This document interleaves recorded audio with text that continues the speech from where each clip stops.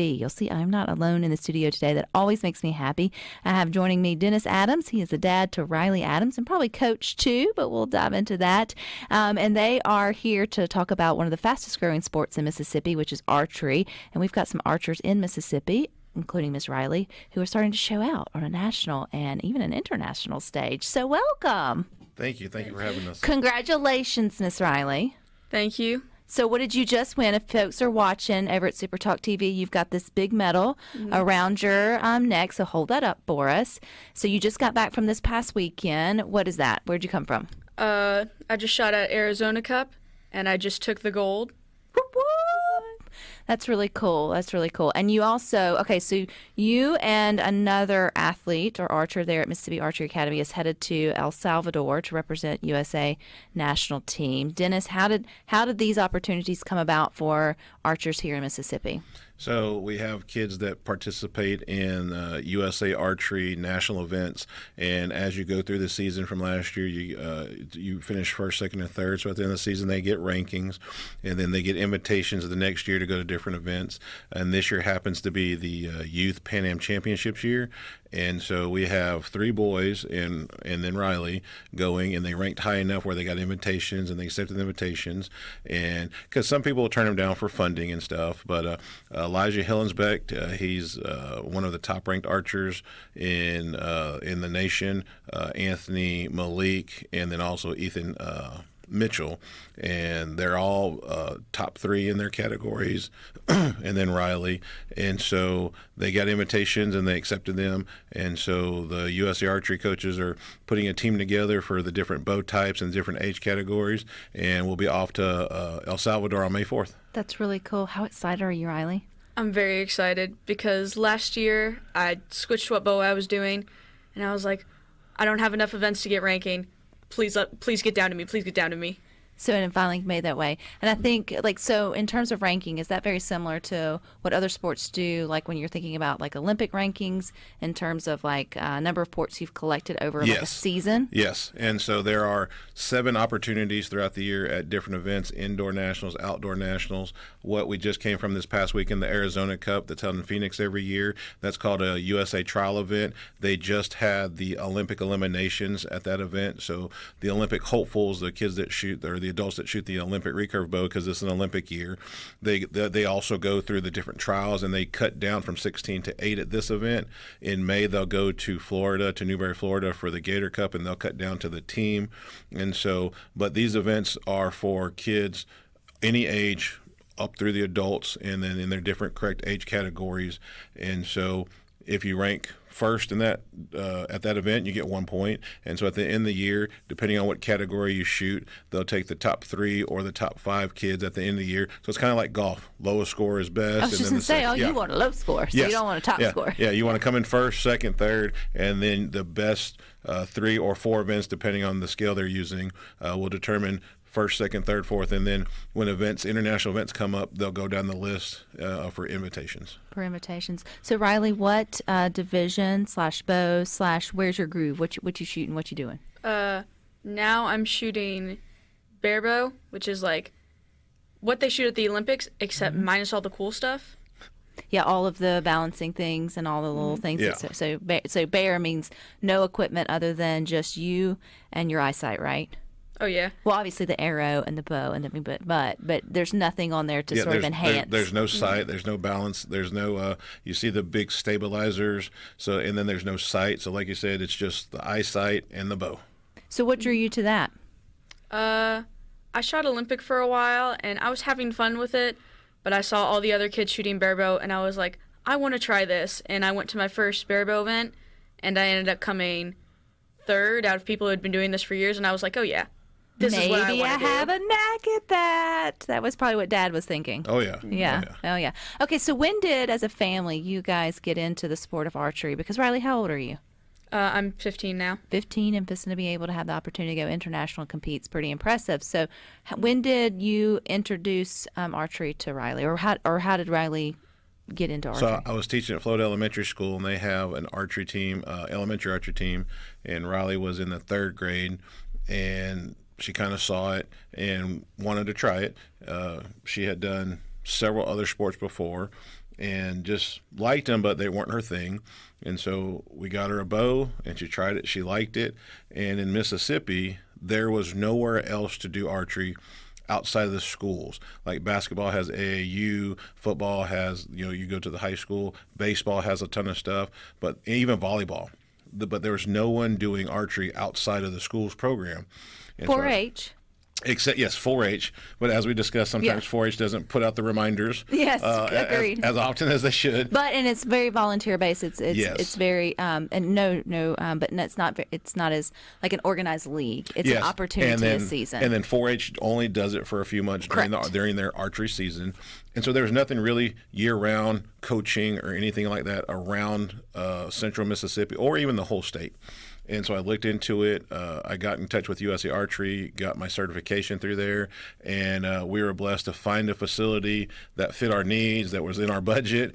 And so we opened it with the hopes that people would come by and talk to some of the kids and parents at my school and some other coaches. They're like, yeah. And so that was 6 years ago, and we went from just shooting the Genesis bow for a year. Then we started buying equipment for kids that they could try with recurve bows, and we did that. And now there are 4 bow types. There's a open compound, fixed pins compound, Olympic recurve, Barebow recurve.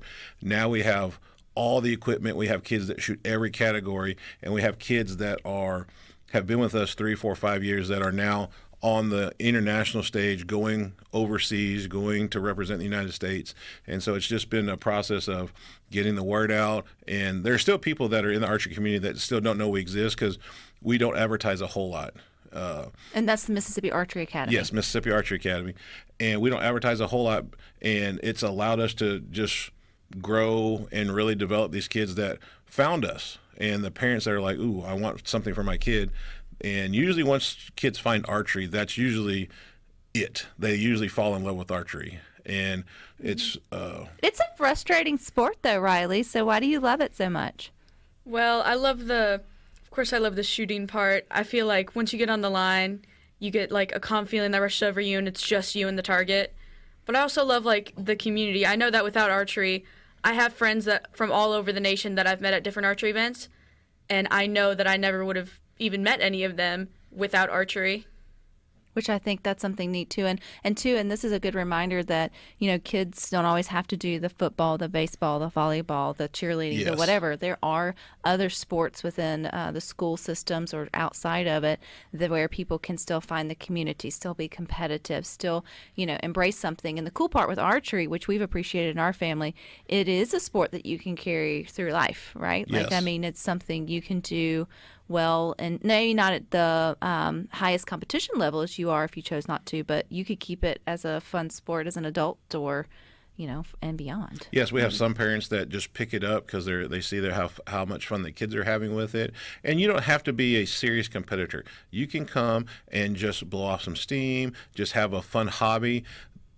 Unlike rifles or pistols where it's expensive to shoot your rifle or your gun because you don't get the bullet back, an arrow you can shoot Imagine if you did, though. Yeah, an arrow you can just shoot it and you go get it. And we have several adults that don't desire to be competitive nationally. They just like to come and shoot and get lessons and coaching and range time.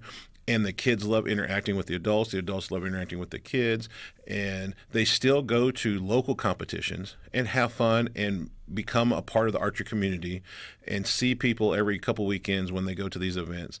And now we do have opportunities. The adults also can be competitive, but it's not strictly for the competition. Like I said, several of the kids just want something to do that is not football, basketball, baseball, volleyball, soccer. Or in addition to. Yes, or in addition to. And it's a great sport that helps in school. It transfers to school with focus, perseverance. But a lot of kids like it because they don't have to be afraid of being the weak link on their team or causing the team to lose. It's very a self-oriented sport where kids get in what they put out, or kids get out what they put into it. They come to practice more than most, then they improve more than most.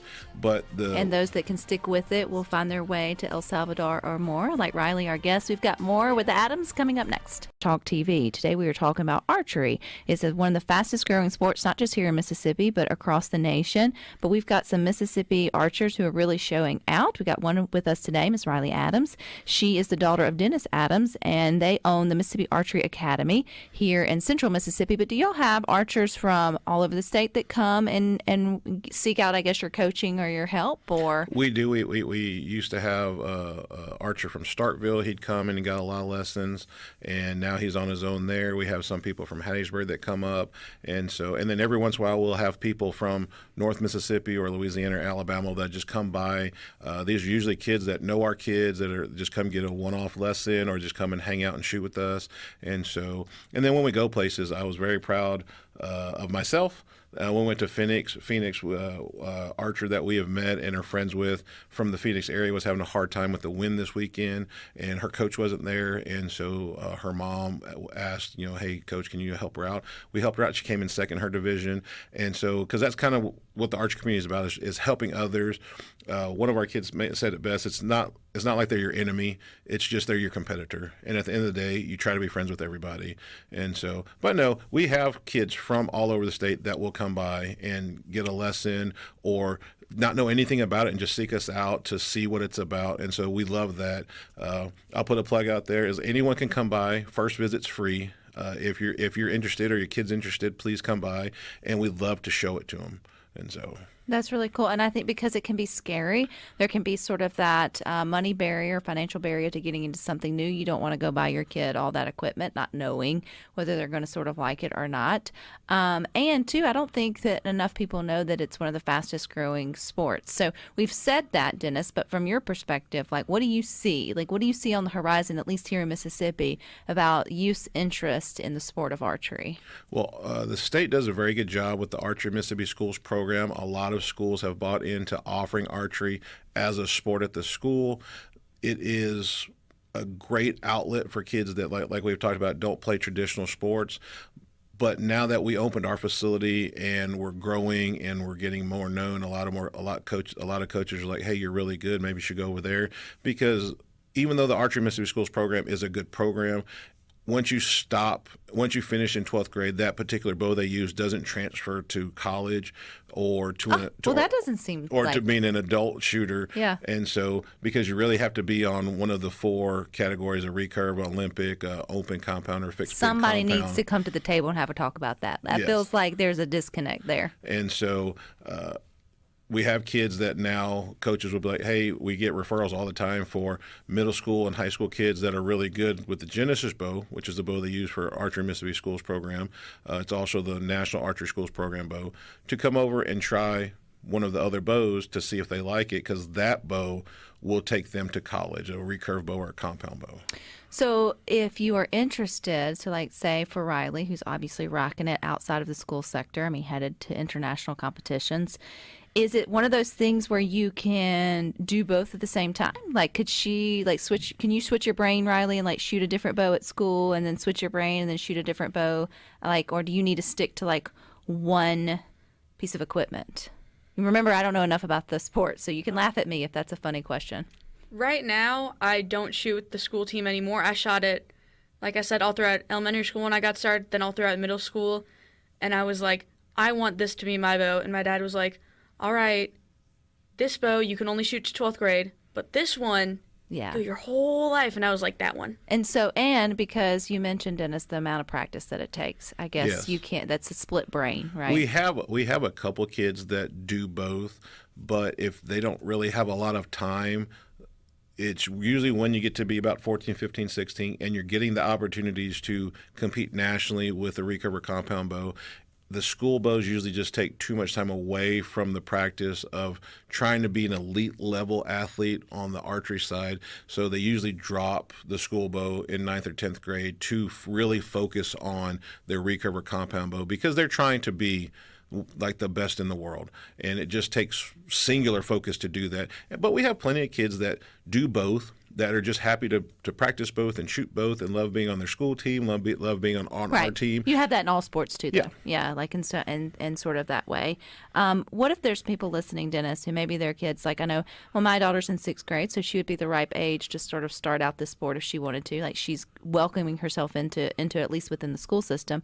But what if you are 8th grade, 9th grade, or 10th grade, and maybe not world championships is on your mind, but you like the idea of it? Is it too late to get into the sport of archery by then? It is not too late. The archery is a great sport to get in at any time. It just depends on your goals. You have to understand that it's a very practice-heavy sport. Most kids aren't just going to jump in and be all-star level at the beginning. It takes a lot of practice and dedication. However, I've seen kids in a year be some of the best archers in the area. I've seen kids in a year or two that can compete collegiately with almost anybody. In 3 or 4 years, then you're really competing with everyone in the world. So Riley, when you're practicing, again, remember, don't know much about the sport. It sounds like you're just picking up your bow and shooting at a target, but what are you really practicing? Like, what is that like the repetition over and over and over again that you're trying to perfect? Well, you're always practicing something with archery, like either your form or like the way you're holding the bow, but you're also practicing the thinking of like, okay, when I do this not at home, I'm not going to panic because I know how to do this so well. So that repetition is like once you get out on that floor, you can kind of, the butterflies sort of fall away. Because I'd imagine the margin of who wins, who doesn't in these events, once you get to a certain level, is like centimeter, like just a little bit. Like, so it gets down to like, like magnifying glass on who shot it closer to the center. It does. Yeah. And Riley, the way she got the gold medal, she actually, her competitor, they tied at the end of the eliminations, and so they each shot one arrow in what's called a one-arrow shoot-off, and the person closest to the center won. And so that really, where the nerves are really kicked in, that's where the practice comes in and the muscle memory, where you just, not to say you don't think about it, but you don't focus too much on the moment. You just try to make a good shot. Kind of like in basketball. You want to make a three-pointer every time, right? Yes. Like you just want to be able to, the ball leave your fingers and know that it's headed to the basket sort of every time. Except there's not people running at you in archery like there is. But they are standing next to you. I mean, so when you go for an event, it's described to us what an event is like, Riley. Honestly, I think events are a lot of fun. Like, I go there and I talk with all my friends. I'm like, who is going to this event? We all get to meet up. We all get to talk. We all get to practice together. Like, one of my friends is from Colorado. One of them's from Arizona. One of them is from, like, Oregon. And, like, we all get to come together at this one event and shoot together and hang out and just, like, be friends. And it's awesome because we know we're not anyone's enemy. Like, the only time we're not friends is on the line. But as soon as you're off that, they're like, oh, my God, that was such a great round. Or, oh, my God, that was super bad. And, like, everyone's just so nice. I hope they don't say that. You should say that about yourself. And they say, oh, no, it happens to everybody. But, I mean, and it does. And I think it's a good camaraderie sport for sure. I know headed to El Salvador, you guys are doing a lot for your 4 athletes or your 4 archers to sort of get there. If people want to help support you guys and what you're doing, how do they do that, Dennis? Yes, if you can go to Mississippi Archery Academy on Facebook, and we have a GoFundMe set up. And so if you'd like to help us monetarily, we love any donation that you'd give. Even if you're not able to donate, we just accept prayers for safe travels for all the archers. And so, but that's on our Facebook page, Mississippi Archery Academy on Facebook. So when do you leave? When do you leave for El Salvador? May 5th. May 4th. May 4th? Yes. And then how long will you guys be gone? May 4th. We'll be back May 13th, so it's a 9-day trip. So it's a 9-day trip. Are you excited? What are you most excited about? I'm most excited to get the opportunity to represent the United States, internationally. To wear a USA, like a Team USA jersey? Oh, yes, and trust me, kids at tournaments, you'll know because they'll be wearing the jerseys every single day. Absolutely. And I've always been jealous. I've always been like, man, I wish I was them. I wish I could be. Because, the Academy, it feels amazing to be a part of such a big team and, community of people. But since it was our business, it always felt like it was just a small extension of me. But now it feels like something way bigger than just myself. And it makes me really proud to be able to be a part of that. Do you hope to grow up and shoot at college or to do archery at college? Oh, yeah. I'm so excited for when I'll be able to do that in just 2 more years. So who are you going to shoot for? I don't want to limit myself just yet. Who? Okay. Top 2. Top 2? top one is just stay here, Mississippi Archery Academy. I really don't know. Like, there are so many good options because, like you said, fastest growing sport in America. More colleges are starting to offer it, and colleges that have offered it in the past are like, no, we're the best. I like it. Keep your options in your back pocket. But congratulations, girl. Best of luck to you. You'll have to let us know how it turns out. I sure will. Dad, Thank and you. what's that website one more time or the Facebook page to go to? It's Mississippi Archery Academy on Facebook, and then you can find us MississippiArcheryAcademy.com. And same good luck to the three gentlemen that you guys will be taking with you as well. So I appreciate y'all's time. Stick with us, though. We got more for you coming up next.